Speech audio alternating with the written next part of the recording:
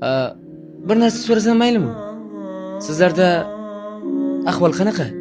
Bizlarda ahvol unchalik yaxshi emas.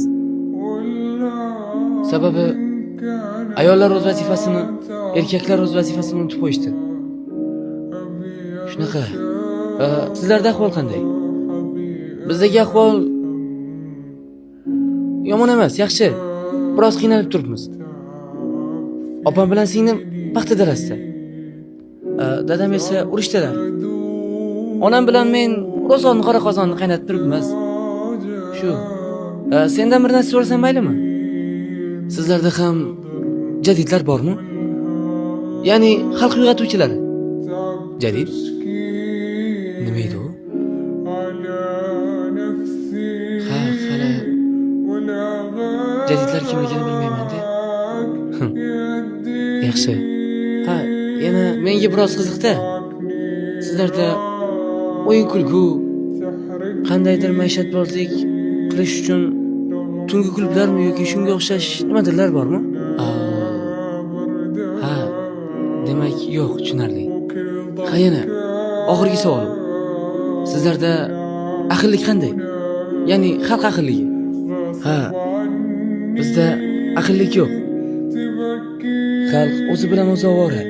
Agar kimningdir boshiga kulfat tushib qolsa, hech kimning ishi yo'q.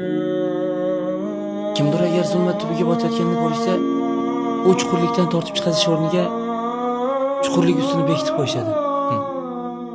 Bizdagi ahillik shunday. Sizlarda-chi? Sizlarda qanday? Ha, bizda agar kimningdir boshiga kulfat tushib qolsa, butun mahalla bilan birga yig'ilib borib, u insonni tushkunlikdan chiqazamiz. Agar kimningdir uyi abgor ahvolga kelib qolgan bo'lsa, hashar yo'li bilan uni qayta tiklaymiz. Xullas, xalqimiz juda ahil, inoq. Shunisiga ham shukr. Qayana? Sizlardagi eng qimmat narsa nima? Ha, bizdami? Hozir. Bizdagi eng qimmat narsa mana shu jin urgan matoq. Odamlar buni sotib olish uchun 1 yil ishlashadi. Shu biz uchun eng qimmatli narsa.